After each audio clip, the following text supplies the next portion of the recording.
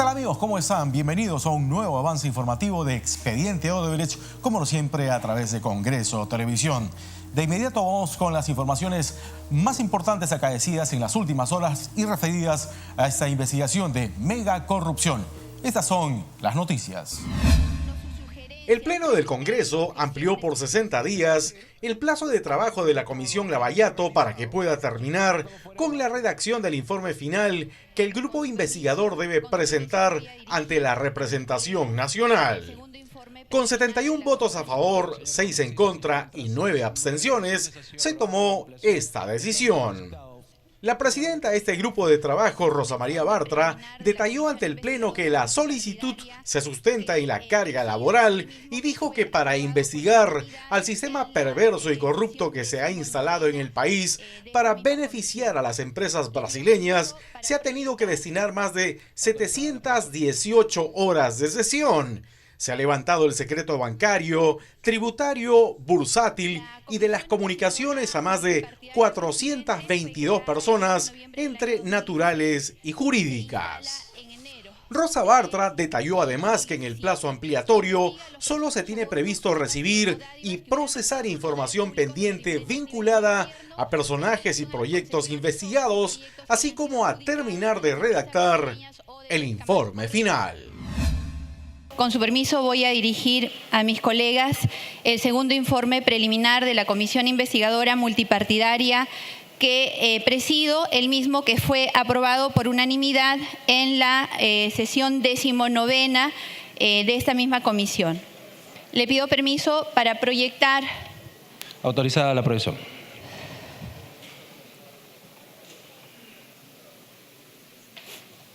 La Comisión Investigadora Multipartidaria, presidente, fue creada el 10 de noviembre del año 2016.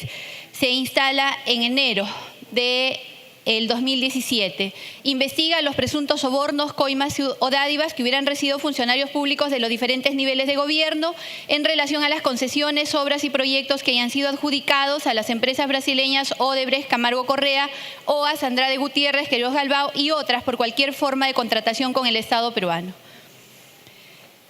El alcance de esta investigación tiene en conjunto proyectos, obras y concesiones por 15.979.147.584 millones de dólares. En soles, la cifra a la fecha, al tipo de cambio de hoy, supera los 52.300 millones. Abarca los periodos de los expresidentes Alejandro Toledo Manrique, Alan García Pérez, Ollanta Humala-Tazo, Pedro Pablo Kuczynski y hasta el presente periodo presidencial en cuanto a los alcances de algunos proyectos.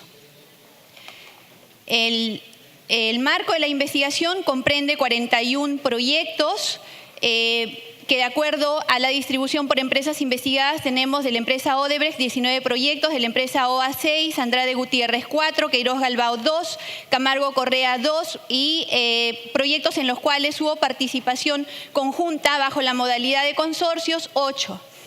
Se usaron 4 criterios de selección: si el proyecto estaba siendo investigado por otra entidad, el significado económico del proyecto, el interés público para conocer la verdad y el acceso a información sobre el proyecto.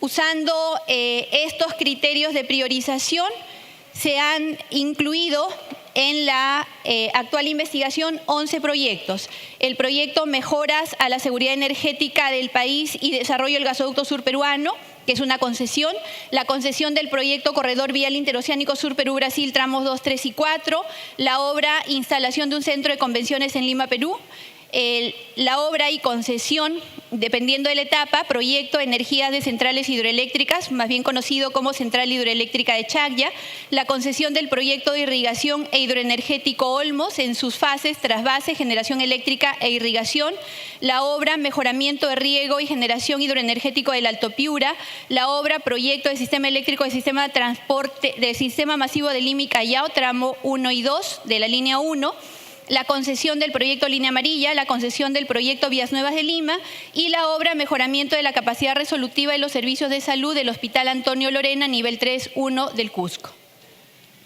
Ahí tenemos la relación de las entidades involucradas Como se ve, tenemos a los proyectos, quienes lo impulsaron, quienes ejecutaron, quienes supervisaron y los organismos reguladores.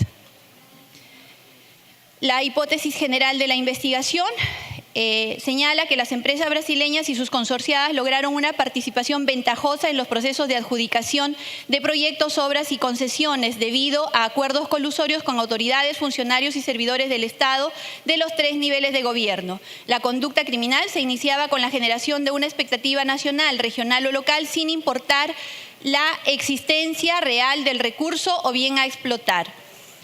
Se difundían los beneficios o ventajas de contar con una propuesta privada que comprometía el uso de capitales privados. Luego se creaba el marco legal para tener el control del proceso de adjudicación y ejecución del proyecto. Una vez adjudicado el proyecto y suscrito el contrato correspondiente, se variaban las condiciones de la convocatoria favoreciendo la posición económica de las empresas. Si era necesario, se comprometían recursos públicos, se garantizaban sus deudas o se creaban instrumentos financieros a cargo del Estado para asegurar la ejecución del proyecto. Así, los proyectos se llevaron a cabo no para favorecer a la población, sino para mover o utilizar recursos económicos favoreciendo ilegalmente a empresas, funcionarios y particulares, los cuales eran finalmente sufragados por los ciudadanos. La actuación investigadora, en el proceso de actuación investigadora se han emitido 1.779 documentos de requerimiento de información. Se han recibido 2.070 documentos y actualmente digitalizados tenemos 444.300 folios. Hemos realizado 110 sesiones ordinarias, 6 sesiones extraordinarias, se han invitado a 199 personas, han asistido 147, 52 no han asistido y se han autorizado 422 levantamientos del secreto bancario, reserva tributaria, bursátil y de las comunicaciones. Ahí están las instituciones a las cuales se ha requerido información. Como ven ustedes, colegas, a través suyo, presidente, se han enviado 613 requerimientos de información a diferentes entidades. Se han recibido 426 y se tiene pendientes 187. Esto es relevante dado que de estos 187 pedidos de información debe tenerse la información que nos permita obtener conclusiones debidamente sustentadas. De lo contrario, una investigación que ha sido larga, que ha sido exhaustiva, se perdería en la contundencia si es que nosotros no somos lo suficientemente escrupulosos en el análisis de la información que está pendiente. Esto ya no depende de nosotros lo hemos requerido con la anticipación suficiente. Lamentablemente a veces hemos tenido que reiterar hasta por 5 o más oportunidades a fin de que respondan y como ven todavía hay un número grande de pedidos pendientes de ser respondidos. Los funcionarios y particulares identificados, nosotros hemos identificado 439 personas entre naturales y jurídicas en el marco de la investigación. El número más alto corresponde al proyecto del gasoducto surperuano con un total de 116 personas identificadas o relacionadas. De estas 30 son funcionarios, 59 son personas naturales y 27 son personas jurídicas. Y así tienen la descripción de los siguientes proyectos. Los informes de la Unidad de Inteligencia Financiera. Acá cabe informar, colegas, que hemos realizado los levantamientos de los secretos bancarios, tributarios, bursátiles y de las comunicaciones que incluyen también la reserva y la Unidad de Inteligencia Financiera en 4 oportunidades. De estas 4 oportunidades, nosotros hemos recibido un total de 25 informes de la Unidad de Inteligencia Financiera, de los cuales 15 tienen informes de inteligencia y los otros tienen contenido informativo general. Estos 15 informes de inteligencia corresponden a los 2 primeros levantamientos. Los 2 últimos levantamientos todavía no tienen ninguna respuesta por parte de la Unidad de Inteligencia Financiera. Se requieren informes de 45 entidades financieras, es decir, requerimos 45 informes por cada uno de los investigados, es decir, 440 por las 45 entidades financieras solamente para el secreto bancario. Ellos tienen un plazo de 30 días. Por lo tanto, incluso para el tercer levantamiento ellos se encuentran dentro del plazo que tienen para poder responder. La mayoría de entidades financieras se toma un plazo de 45 días a más. Esto, a pesar de las coordinaciones que se han realizado, lamentablemente no responden a la velocidad que nosotros quisiéramos. El resumen de la información bancaria, que es una información altamente relevante porque precisamente nos permite a nosotros determinar si es que han existido movimientos de reporte de operación sospechosa o de incremento patrimonial injustificado, de movimientos bancarios injustificados, es absolutamente relevante para la investigación que precisamente persigue determinar si hay coimas. Y como ven ustedes, tenemos pendiente en el último número, el número de reportes pendientes es de 11.182 reportes. Esto, colegas, para que ustedes comprendan que sería poco responsable que nosotros cerremos la investigación con una cantidad bancaria tan importante a ser recibida. El informe que tenemos por parte tanto de la UIF como de las entidades bancarias es que estos documentos están en los próximos días o próximas semanas a ser entregados. Como tareas pendientes, queda claro que hay información pendiente de recibir e información recibida recientemente. Es necesario analizar esta información.